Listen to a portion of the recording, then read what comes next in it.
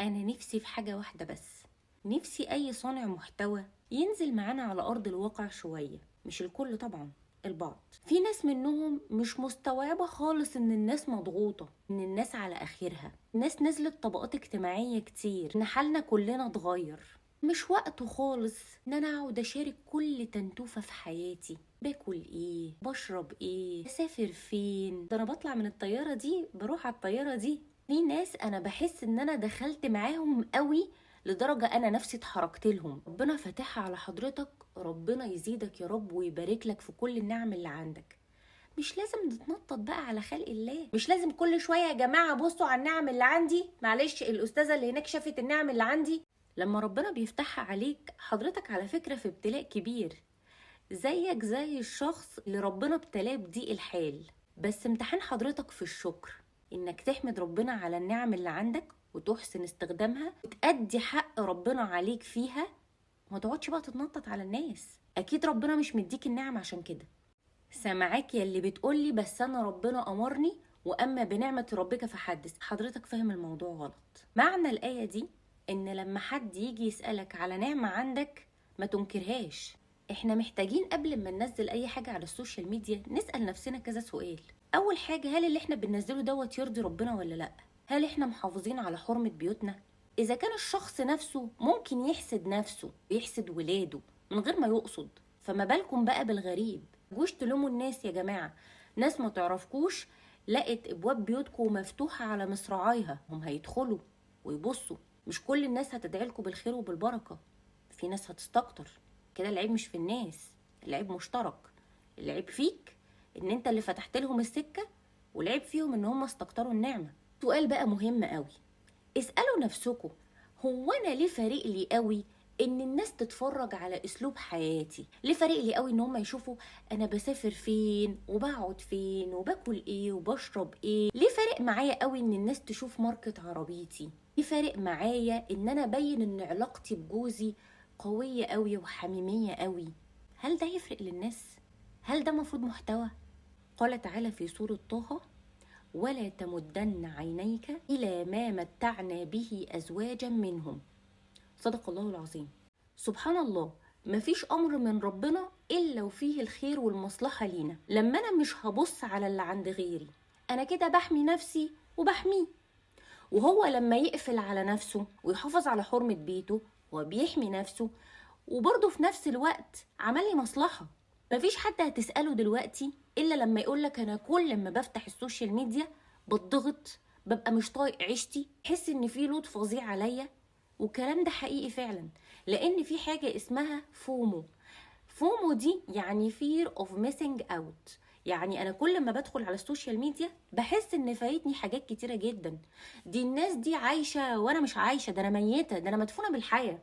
في ناس هتقولك في حل بسيط قوي، اعملي انفولو. يا جماعة لا، النسبة كبيرة.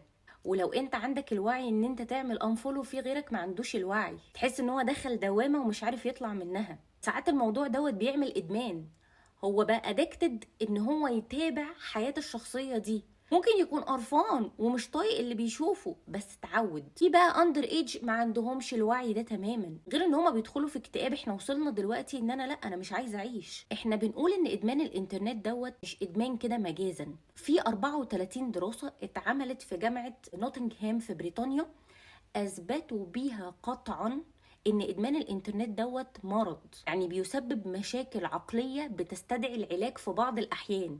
الانفولو كمان بيبقى صعب في حالات الناس اللي ماشية زي الزجزاج، تبقى قاعد كده احترت في امرهم شوية، يدخلوك في حياتهم قوي ويضغطوا عليك جامد، ويقعدوا بقى يتمنظروا ويتفشخروا في تعمد رهيب ان هم يوروك اوعى تنسى انا عندي كذا وكذا وكذا، اوعى تنسى انا بصرف كذا وكذا وكذا، اوعى تنسى انا بسافر كذا وكذا وكذا. وبعدها تلاقيهم رجعوا تاني للكونتنت بتاعهم. الكونتنت ده بيفيدك بشكل ما، فتبقى هتتجنن. هو انت بتضغطني ولا انت بتفيدني؟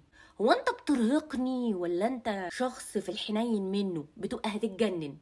فالحل يا جماعة ان احنا نتقي الله في اي حاجة بننزلها. في ناس يا عيني من كتر ما هم غلابة ببقى نفسي امسك التليفون بتاعهم انضفه من اللي عليه. اندر ايدج دول مشكله كبيره جدا وبيصعبوا عليا جدا. عندهم توتر لا يتناسب مع سنهم، اكتئاب لا يتناسب مع سنهم، رغبه في الانتحار، فقدان للشغف، مش عايز يتعلم. العيال بقت بروطه من كتر ما هم بيشوفوا قد ايه الحياه الوهميه سهله وناجحه ومريحه ومليانه مغريات ومليانه فلوس. حضرتك ليك دور، ما ينفعش حضرتك تبقى مجني عليه، بس لازم تشتغل على التوعيه عندك. لازم تبقى عارف كويس قوي ايه الصح وايه الغلط. ما ينفعش 24 ساعه ابقى شخص غير منتج وكل اللي انا قاعده بعمله ان انا بتفرج على حياه الناس. فالغلط مش بس على اللي بينشر، الغلط على اللي بيصدق، اللي مسلم ودنه. دور كل شخص برضو انه لما يلاقي محتوى لا يتماشى مع تعاليم دينه، مع قيمه، مع مبادئه، يخرج منه. لان وجودك حتى وانت بتنقد ده بالنسبة لهم نجاح. دورنا نقعد مع اولادنا ونفهمهم ان دوت عالم وهمي، ان التعليم مهم. ربنا سبحانه وتعالى خلقنا لرسالة عشان نعمر الكون، يكون لينا دور ايجابي في المجتمع.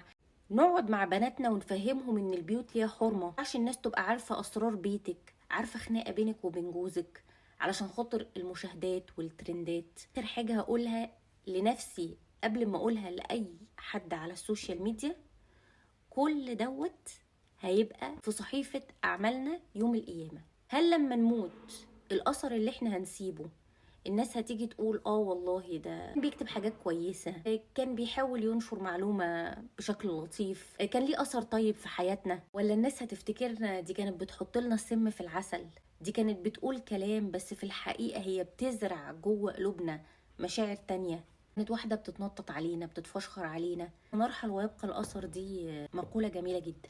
اوعى يكون اللي بتنشروه سيئات جارية. لما تيجوا تموتوا تبقى الناس بتجري عشان تقفل الاكاونت بتاعكو علشان خايفين عليكو، عشان قلبهم واجعهم عليكو. اوعى تكون سبب ان انت تعلم حد خصلة وحشة. احنا نعلم الناس حاجة غلط ونعلم الناس حاجة حرام، نزرع جوه الشباب ان كشف حرمة البيوت ده عادي، ده نجاح، ده بيجيب فلوس. نزرعش جوه الشباب الهيافة، حبيبي سيب شغلك وسيب تعليمك، تريق على فيديوهات، تنمر على ناس. الموضوع ده هيجيب لك فلوس وهتبقى ناجح وهتبقى معروف والناس هتشاور عليك. هو صح، ممكن كل ده يحصل، بس دي سيئات جارية. اكيد مش هنتبسط لما نلاقي فيديو جايب ملايين وقدامها فيه ملايين السيئات وعمال يتنشر. يعني انت تبقى مت والفيديو عمال يتنشر. كارثة، كارثة لو ما راجعناش نفسنا.